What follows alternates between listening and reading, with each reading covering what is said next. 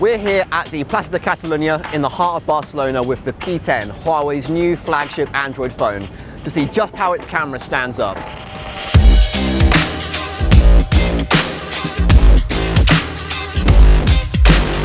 The standout feature is really this dual lens camera system. Huawei teamed up with Leica once again to put two sensors inside, one of which is a 20 megapixel monochrome sensor, teamed up with a 12 megapixel RGB one. Those two combine their image information to create photographs which Huawei says has better detail, dynamic range and color. Before we put this phone through a full review, we're going to hit the streets and see what it's like when we take shots out here in the wild. Plaza de Catalunya is always packed with pigeons like this. To start with, I'm just going to keep the camera locked on auto and see how it handles when it picks the settings itself. The P10's images are nice and sharp, but occasionally lack colour and punch. To be fair, it's an overcast day, but I was hoping for a little more vibrance from the camera. Still, these shots are perfectly usable.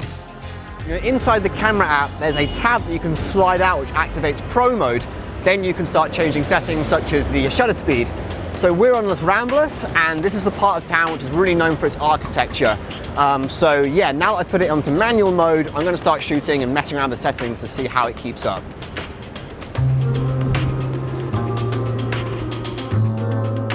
P10 is picking up a lot of detail in the buildings. With the shutter speed locked, there's no possibility of camera shake or motion blur either. But again, they look just a tad drab.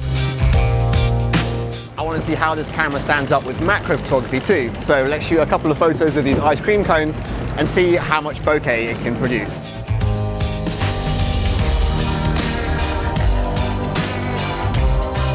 The focusing is pretty consistent and I like the shallow depth of field here. The bokeh isn't ludicrous, but that's probably for the best. So I'm quite happy with the images that I'm shooting at the moment. I found myself mostly capturing in Pro mode and changing only really two settings, the ISO and the shutter speed. There's no aperture setting, but that's okay. I find that I don't want too many sort of dials and settings to be changing when I'm shooting on a smartphone. With the shutter speed, I can dial it down if I'm shooting still life and therefore movement's not too important. Also, I can ratchet it up to some of those higher speeds if suddenly I'm capturing people or anything else that I really want to get that sort of freeze frame moment. Inside this food market just off Las Ramblas, the P10 really shines. The bustling stalls and delicious food were perfect subject matter, and I really liked the shots it was saving to my camera roll.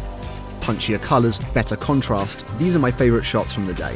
What really interests me about this camera is the monochrome sensor. I don't often shoot in black and white, but knowing that there's a dedicated monochrome setting inside the camera app means that, you know what, I might just give it a try. And the quality of your images should certainly beat just slapping a plain old black and white filter on afterwards. The P10's artsy black and white images are lovely. Like the P9, I suspect this will be the most underrated feature of the phone. The contrast, tones, and general exposure are all top-notch. This doesn't have Leica's iconic red dot on it. I think that's kind of telling. This camera wouldn't stand up against many of the Leica greats, but that's okay because this is a smartphone. And you know what? I've been pretty impressed with the photos that I've been shooting on it today.